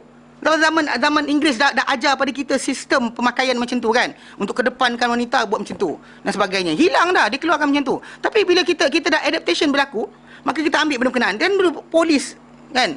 Arwah bapak saya polis kan. Pakai seluar pendek. Kan tak? Kan kita orang Melayu kita mana tunjuk peha kat orang. Tapi bila askar British datang kan, polis kan, polis hutan masuk. Pakai seluar pendek kata keluar katok kan. Budak sekolah kita dan sebagainya. Mana kena sekolah rendah kita dahulu. Pasal tak dulu kan, sekolah rendah kita tak boleh budak sekolah rendah tak boleh pakai seluar panjang. Pernah dengar cerita ni? Dulu tak boleh dibenarkan seluar panjang. Kan? Lepas tu baru boleh pakai seluar panjang. Dulu tak boleh pakai seluar panjang. Kena pakai seluar pendek. Soalan kenapa? Tak tahu. Nak bezakan di antara sekolah menengah sekolah rendah. Kan itu bukan sistem Islam, kan? Tidak. Jangan Aisyah pakai jilbab atau tidak? Dia sebut nama-nama apa? Orang-orang isteri orang-orang zaman dia dulu. Bahwa sebenarnya ulama beda pendapat. Nah, kita ingin orang memakai jilbab itu dengan penuh kesadaran. Saya kira itu. Dan kita perlu tambahkan jilbab ini perlu untuk anak-anak muda. Kalau yang sudah tua sudah nggak dilihat-lihat. Ini malah lawak lagi. Jangan dulu ada aturan 60 yang mengatakan boleh menanggalkan Tanggal togel. pakaian luarnya katanya. Ya, yang penting begini Bu, pakaian terhormat. Pakaian terhormat. Pakaian terhormat ikut zaman berbeza. Zaman dahulu bikini dipakai sekarang adalah tak dibenarkan. Perempuan pertama pakai bikini, pernah tengok? Macam mana pakaian dia? Satu pakaian ni sampai lutut. Baju tu ketat sampai lutut, lengan sampai sini. Baju tu one piece besar, tutup semua badan dia. Itu dahulu pernah dipenjara. Wanita ni pakai macam tu dipenjarakan kerana pakai macam tu. Sekarang ni punya pakaian tak lulus langsung sebenarnya tau. Kan? Itu memang tak boleh langsung dipakai. Ini ikut zaman kita sekarang ni dah kata apa? Tak mengapa. Zaman dahulu kita nampak anak Melayu kita kalau pakai menunjukkan dulu pelakon apa entah. Pakai bikini, astagfirullahalazim kan. Masuk berita, masuk surat khabar dan sebagainya. Jangan kalau pakaian terhormat ni actually satu lafaz yang tidak boleh dalam Islam dikeluarkan. Kerana apa? Kerana tidak ada garis pandang. Soalan macam Islam ni ikut zaman, kalau zaman tu kata ini terhormat, pakai spender datang kelas terhormat, maka pakai spender datang kelas terhormat. Mana boleh macam tu? Kan ini pasal sebenarnya ada sekali jadi kes, ada orang Allah Taala ni dia ni actually peguam lawyer. Dia masuk room chat dan sebagainya berdebat dengan orang Islam. Dia kata bila ditanyakan berkenaan soalan, apakah tanggungjawab seorang bapa untuk anak-anak? Saya kata tanggungjawab pertama seorang bapa, orang tanyalah, orang tanyakan bapak ni kena buat apa. Saya kata dalam Quran Karim surah At-Tahrim Allah Taala nyatakan, ya ayyuhallazina amanu, hai umur iman, qu anfusakum wa ahlikum nara. Pelihara diri kamu dan anak dan keluarga kamu daripada ahli neraka. Itu daripada api neraka. Yang bahan bakar dia waquduhan nasul hijarah, yang bahan bakar ni adalah manusia dan batu batan. Alaiha malaikatun ghilazun syidad, yang menjaga neraka ni malaikat yang ghilaz, kasar, syidad, tegas. La ya'suna Allah ma amarahum. Mereka tak ingkari Allah Taala apa yang perintah mereka. Allah Taala suruh sepak, dia sepak. Dia takkan macam belah kasihan. Kesiannya dia tak ada. Apa Allah Taala suruh buat, dia suruh cangkukkan besi ke, suruh tuangkan tembaga ke dan sebagainya, dia akan buat. Wa yaf'aluna ma yu'marun. Ini malaikat yang jaga neraka. Kita umat Islam disuruh pertama sekali suruh jangan masukkan diri kita dan keluarga kita dalam neraka. Konteks ini kita kata luas kan? Akan menjadikan anak kita hormat orang lain dan sebagainya. So jadi this lawyer ni dia debat, dia kata apa? I tak ada, dia kata I kalau tanggungjawab benda pertama I akan jaga anak I akan ajar dia supaya hormati agama lain. This actually wording yang lafaz dia bunyi macam tu tapi sebenarnya maksud dia lain. Maksud dia supaya togilkan agama Islam kena tunduk pada kehendak agama lain. Itu maksud dia sebenarnya. Tapi bila dia cakap macam tu, saya kata ada masalah. Dia kata apa masalah dia? Saya kata sebab kalau katakan hormati pendapat orang lain, Kalau katakan satu zaman nanti, itu contohnya macam gay, perkahwinan jantan-jantan perempuan ni dibenarkan oleh undang-undang, so anak awak kena ikut juga ke? Lepas tu dia diam. Bukan itu maksud saya kata soalan itu tak maksud dia kan, pasal kerana ikut zaman, benda yang dipanggil akhlak kan, morality akan berubah ikut pemahaman bangsa manusia, tapi ikut agama tak akan berubah. Itu sebab kenapa kita kata pegangan agama itu penting, bukan masalah setakat moral akhlak secara umum. Pasal kalau tanpa moral akhlak atas batasan biasa, kita kata contoh macam sistem perkahwinan di negara-negara barat sekarang tak dihormati lagi. Jepun lama dah buang, sampai last sekarang tak ada cukup anak. Singapura contohnya dan sebagainya. Amerika banyak import, dia ambil anak Mexico masuk dalam negara dia. Itu yang mereka punya perangai, tak senonoh. Dia ambil anak Cina bawa masuk jadi anak angkat negara dia. Itu cara dia. Ambil Afrika dan sebagainya. Tak cukup anak, nanti cukup anak. Kalau tidak masukkan kena ambil anak angkat dari luar negara. Faham tak? Macam kalau Singapura sekarang ada masalah. Sistem kekeluargaan habis, hancur. Korea dan juga Jepun sekarang tak cukup orang muda dan sebagainya. Yang orang muda K-pop tu yelah yang lompat tu. Tapi berapa puluh tahun akan datang tak ada anak dah. Lalu tak ada siapa nak beranak, nak sistem kekeluargaan perkahwinan, tak ada siapa nak pertahankan lagi. So kita kata secara asasnya kalau manusia kata kahwin tak penting, semua kata kahwin tak penting. Last sekali semua perangai macam tu, siapa nak lahirkan anak lagi? Siapa nak tanggung siapa lagi? Mana ada sistem kekeluargaan akan timbul? Maka siapa nak beranak banyak? Secara asasnya kita kata dalam tajuk ni, kita kata kita sebut morality berdasar kepada kehendak masyarakat, benda tu ada fahaman yang salah. Atau contohnya kita kata apa? Pakaian terhormat. Itu actually benda tadi akan diterjemahkan dengan terjemahan yang panjang, luas. Ikut zaman mana? Dia kan ulama. Dia sebenarnya bekas duta Indonesia ke Mesir. Berjilbab bahaya. Itu ceritanya. Sekarang ni kita kat Malaysia ni pun pernah belajar buku dia. Boleh jadi sudah melebihi. Ini bahaya. Tapi banyak orang tak tahu. Tapi zaman Otang jadikan zaman YouTube ni. Okey. Zaman banyak ulama ustaz yang lain ada jawab soalan, jawab patah baliklah. Jawab balik pada soalan dia, apa dia buat tu. Tapi kita kata secara asasnya apa dia buat, dan tu kan nampak dia divert.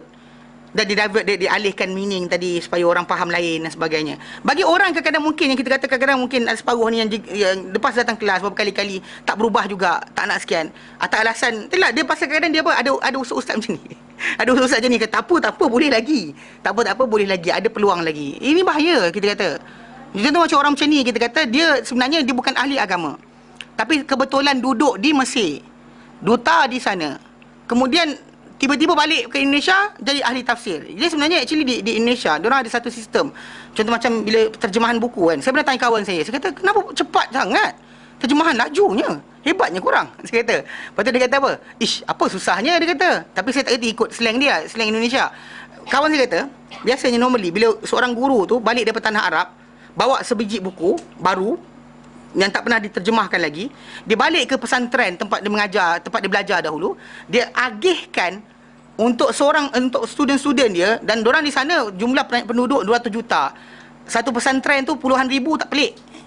Satu pesantren, satu sekolah pondok tu ada puluhan ribu pelajar, tak pelik. Kita kat Malaysia ni dapat 1000 pelajar pun subhanallah, ramainya pelajar korang.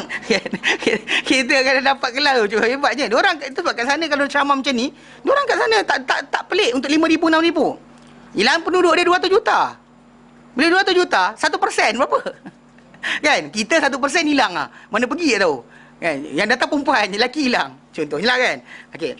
Jadi diorang kat sana memang ramai. Jadi dia kata apa tahu? Guru tu tadi akan agih-agihkan satu helai atau satu muka pada setiap pelajar. Kalau buku tu 500 muka surat. 500 muka surat. Kalau dia bagi half, dia ambil 1000 pelajar dia, semua pelajar tadi separuh-separuh muka surat. Mana dia ambil 1000 orang. Tu yang lepas tu baca tak faham tu. Satu muka surat faham. Tak faham pula. Lepas tu faham. Tak faham pula. Sebab tu. Tu punca dia. Di sana macam tu. Jadi yang jadi kes ni yang bila saya tanya dengan bekas duta Malaysia ke Yaman tu, dia kata kawan ni bukan dia tulis. Pasal dia juga dia duta kat Yaman, kat Mesir tu. Dia kata bukan dia tulis. Buku yang kata tafsir apa tu, bukan dia tulis, tapi dia upah pelajar-pelajar di Mesir untuk menulis. Tu balik-balik Indonesia ahli tafsir. Ahli tafsir bendanya.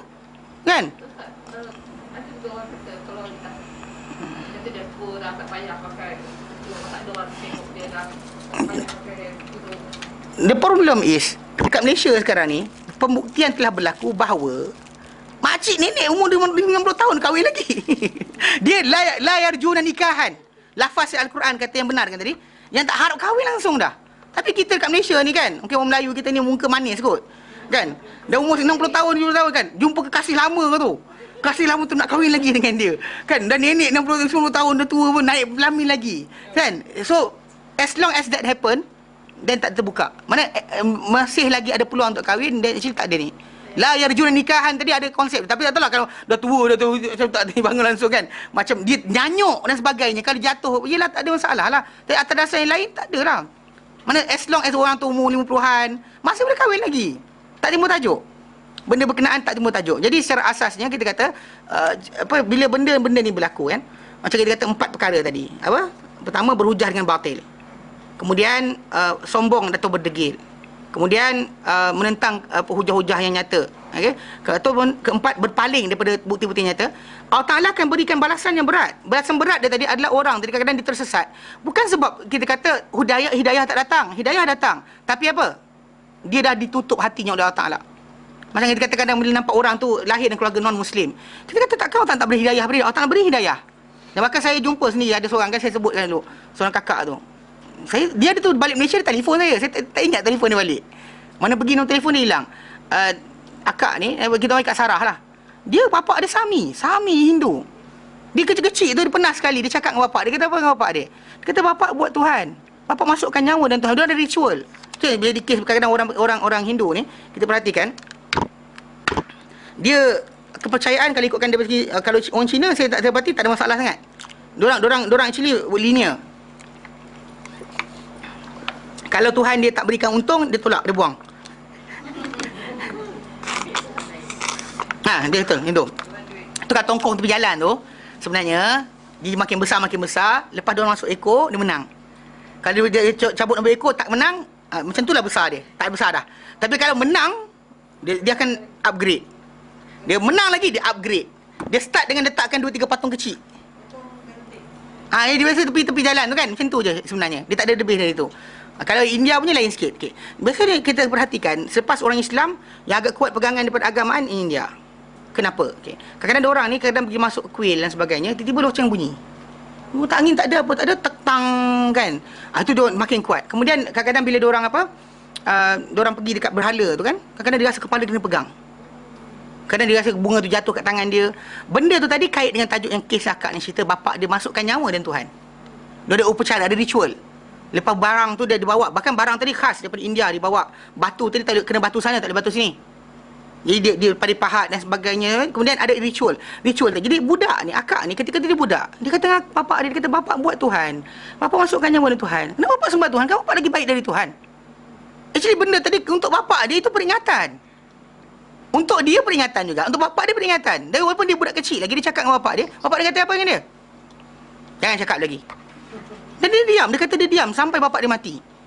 Cuma dalam kepala dia benda tu masih lagi berlegar. Dan akhirnya dia masuk Islam. Lepas dia jadi nas pakar. Dia masuk Islam dan sebagainya. Ketika dia masuk Islam tu banyak dia kata trial dia kena sampaikan doktor kat hospital tempat dia kerja kat Kelang dahulu. Memang kenakan tekanan. Pasal dia seorang je Muslim. Dia seorang Muslimah. Yang lain semua bukan kan. Jadi doktor yang India tu tak puas hati kerana dia masuk Islam. Berdebat dengan dia, bertekak dengan dia dalam bilik, tak benarkan dia solat, tak berikan ruang untuk dia solat dan sebagainya. Jadi banyak benda lah. Tapi dia cerita sekarang ni, maksud dia kalau saya tengok kisah dia, maksud dia peringatan tu kepada orang bukan Islam pun berjalan. Cuma cara dia kita tak nampak. Siapa teringat, siapa terfikir, dia ikut benda tadi, maka dia akan dapat hidayah. Siapa yang berhujah dengan batil, menyombong ataupun berdegil, kemudian ataupun menentang hujah-hujah nyata, bukti-bukti nyata setelah datang, dan juga kemudian berpaling dari kebenaran. Nescaya orang tu akan dibutakan terus hati dia. Tu bahaya sebenarnya.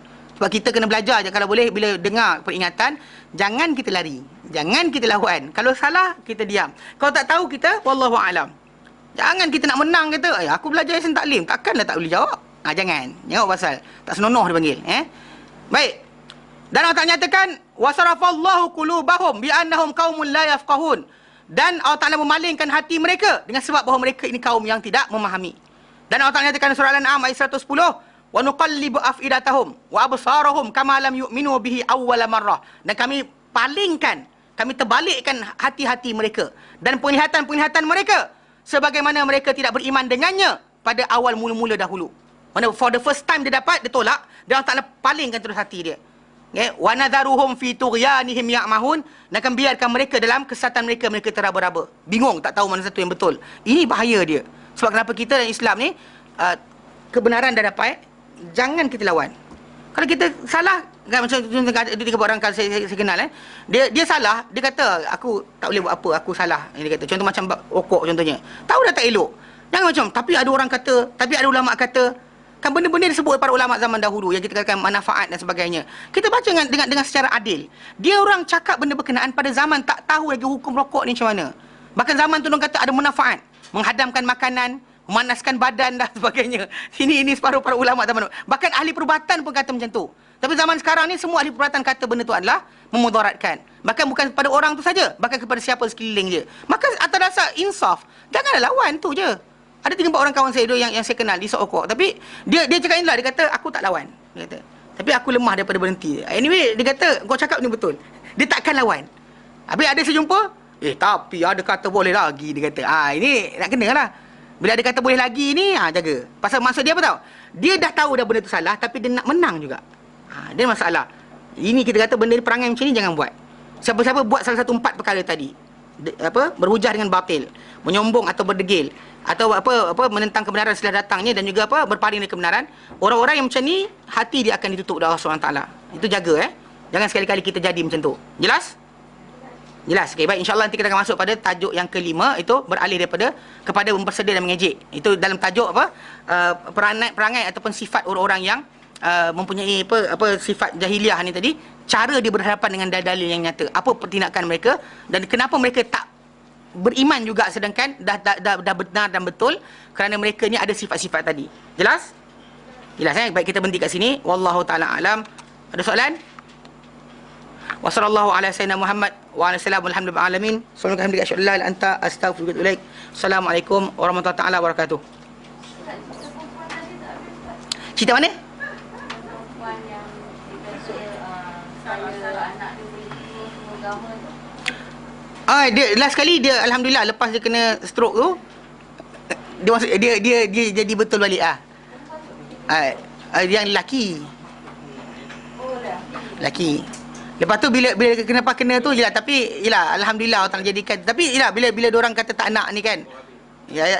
Bila dah anak-anak tinggal luar negara, ada anak tak balik Malaysia dan sebagainya. Diorang dah putus asa sebenarnya, tak tahu dah nak buat macam mana dengan anak-anak tadi. Saya kata dengan diorang dah apa yang lepas. Jaga diri masing-masing saja sekarang ni. Kan dah terlepas kalau kita dah letak anak kita American style kan. Bukan Gangnam style, American style. Tahu, American style mana duduk anak tadi tak nak kahwin, tak nak sekian dan sebagainya. Tapi bila tak nak balik Malaysia. Tapi kalau Allah Taala nak ubah mereka, Allah Taala ubah, dan alhamdulillah memang Allah Taala ubah. Bahkan dia kata bila dia kata anak dia tak nak balik Malaysia dan sebagainya, saya kata doa dia minta Allah Taala. Dia Allah Taala balik kan. Anak dia tak sangka akan balik. Kahwin pula tu dengan orang Malaysia. Dah habis, dah hilang dah. Orang tajuk kata tak nak balik Malaysia tu dah hilang dah. Sebab apa? Sebab Allah Ta'ala jadikan. Benda tu tadi pasal kerja Allah Ta'ala, cara Allah Ta'ala datangkan penyelesaian, bukan cara macam cara kita. Faham tak? Jadi as long saya kata jaga diri masing-masing dah. Dah terlepas, apa lepas. Itu zaman kita tak tahu. Sekarang dah tahu, saya kata itu saja. Jangan menangisi nasib apa yang terlepas. Saya cakap itulah, tapi alhamdulillah diorang belajar agama lah lepas tu. Tidak lagi macam kena arrogant jugalah. Saya mula saya kenal diorang agak arrogant juga. Okey? Wallahu alam.